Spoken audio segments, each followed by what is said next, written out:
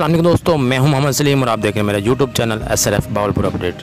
दोस्तों आज की वीडियो बहुत ही इंपॉर्टेंट है क्योंकि इस वीडियो में हम आपको भावलपुर रियासत के बारे में बहुत ही दिलचस्प हक़ाइक़ से आगाह करने जा रहे हैं। क्योंकि इस वीडियो में हम आपको बताएंगे कि भावलपुर का नाम किसने और कब तजवीज़ किया और भावलपुर रियासत पे नवाबों ने कितने साल तक हुकूमत की और भावलपुर रियासत पर हुक्मरानी करने वाले तमाम नवाबों के नाम और उनके दौरे हुकूमत के बारे में आपको आगाह करेंगे। और इसके अलावा ये भी बताएंगे कि भावलपुर रियासत ने पाकिस्तान बनने के बाद पाकिस्तान में कब शमूलियत इख्तियार की। ये सारी चीज़ें इंशाल्लाह इस वीडियो में बताएंगे, तो मेरे साथ रहिएगा, मेरी वीडियो को एंड तक देखिएगा। जी तो दोस्तों, सबसे पहले मैं आपको बताता चलूँ कि नवाब मोहम्मद बहावल खान अब्बासी भावलपुर के सबसे पहले बानी रियासत थे। ये 1715 में पैदा हुए और तख्त नशीनी 1746 में इनको सौंपी गई और 1749 में ये वफ़ात पा गए और मलूक शाह कब्रिस्तान में ये दफन है। बहावलपुर शहर का नाम बहावलपुर तजवीज़ किया और शहर के इर्द गिर्द दीवार तामीर करवाई। इसके बाद 1749 में नवाब मोहम्मद मुबारक खान अब्बासी की तख्त नशीनी हुई। इन्होंने भावलपुर रियासत पर 24 साल हुकूमत की और 1772 में ये वफ़ात पा गए। इनकी तदफीन भी मलूक शाह कब्रिस्तान में की गई। इन्होंने 1757 में मुबारकपुर शहर और 1758 में अहमदपुर शर्किया की बुनियाद डाली। 1762 में गढ़ी इख्तियार खां को फ़तह किया गया और इस इलाके को सैराब करने के लिए नहर तामीर करवाई गई। इसके बाद बात करते हैं नवाब मोहम्मद बहावल खान अब्बासी की, जिनकी पैदाइश 1752 में हुई, तख्त नशीनी 1772 में और इन्होंने 37 साल तक हुकूमत की। दोस्तों यहाँ मैं आपको बताता चलूँ कि पंजाब में सिखों की सिक्काशाही से जंगी हालात पैदा हो चुके थे। बहावलपुर भी हमसाया हुकूमतों की वजह से हमले का शिकार हुआ। 1779 में तैमूर बादशाह ने बहावलपुर पर फौजकशी की और किला डेरावर पर हमला करवाया।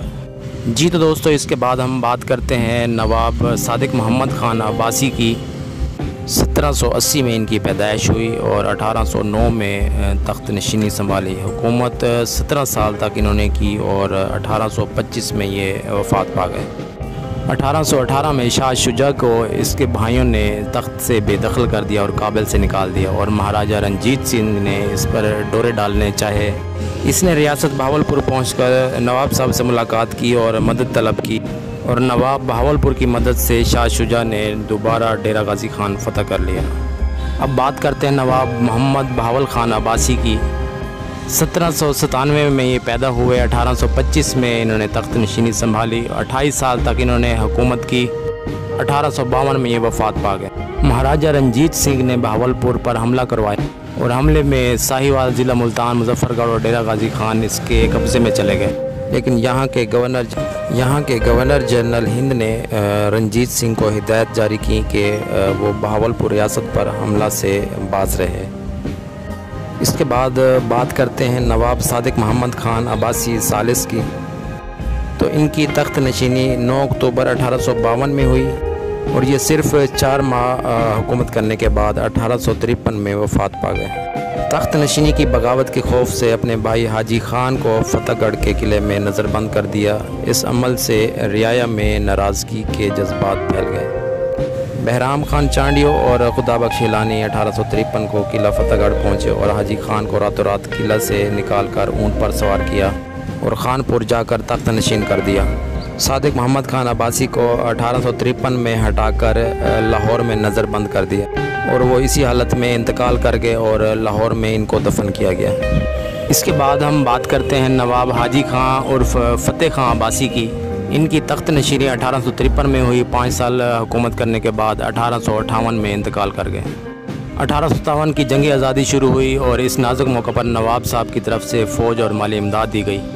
मई 1857 की जंग आज़ादी में शुमाली हिंदुस्तान में आग के शोले फैल गए और ये नवाब किला डेरावर में क़याम पजीर हुए और 21 अक्टूबर 1858 में किला डेरावर में वफ़ात पा गए और वहीं इनको दफन किया गया।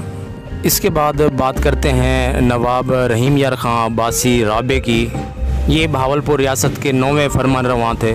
1837 में पैदा हुए और 1858 में तख्त नशीनी हुई। 25 मार्च 1866 में ये वफ़ात पा गए। दोस्तों इनके तख्त नशीन होते ही बगावतों का जाल फैल गया। नवाब साहब को शुबा था कि महल का जमादार साजबाज करके साहबजादा गुल मोहम्मद खान की तख्त नशीनी के ख्वाब देख रहा है।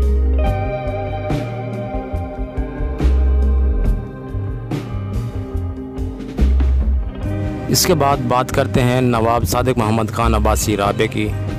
भावलपुर रियासत के 10वें फरमानरवा थे। इनकी पैदाइश 1861 में हुई, दस्तारबंदी मार्च 1866 में और तख्त नशीनी 1879 में हुई और 1899 में वफ़ात पा गए और किला डिरावर में इनको दफन किया गया। नवाब सादिक मोहम्मद खान अब्बासी ने भावलपुर शाही इमारत तामीर कराईं, जिनमें दौलत खाना, सादिक गढ़ पैलेस, नूर महल, गुलजार महल, भावलगढ़ पैलेस। इनके दौरे हुकूमत के लोग कहते थे कि पीर हो तो ख्वाजा फरीद जैसा और मुरीद हो तो सादिक जैसा।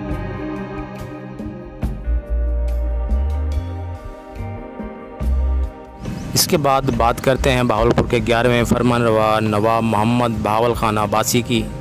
इनकी पैदाइश 22 अक्टूबर 1883 में हुई और दस्तारबंदी 11 मार्च 1899 में। इनकी उम्र 25 साल और हुकूमत इन्होंने 3 साल तक की। 15 फरवरी 1907 में ये वफ़ात पा गए और इनको भी किला डिरावर में दफन किया गया। इन्होंने दौरान तालीम ही एचसन कॉलेज लाहौर में आलीशान मस्जिद तामीर करवाई और 1903 में पहली कार ख़रीदी गई जिसकी कीमत 4325 रुपये थी। हज से वापसी पर इनकी तबीयत ख़राब होगी और 1907 में वफ़ात पा गए। इसके बाद बात करते हैं अमीर बहावलपुर नवाब सर सादिक मोहम्मद खान अब्बासी खामिस की। भावलपुर के 12वें फरमानरवा थे और 30 सितंबर 1904 में ये पैदा हुए और इनकी तख्त नशीनी 8 मार्च 1924 में हुई और इनकी वफ़ात 1966 में। इनको भी किला डिरावर में दफन किया गया और नवाब सर सादिक मोहम्मद खान अब्बासी ने 60 साल की उम्र में वफ़ात पाई।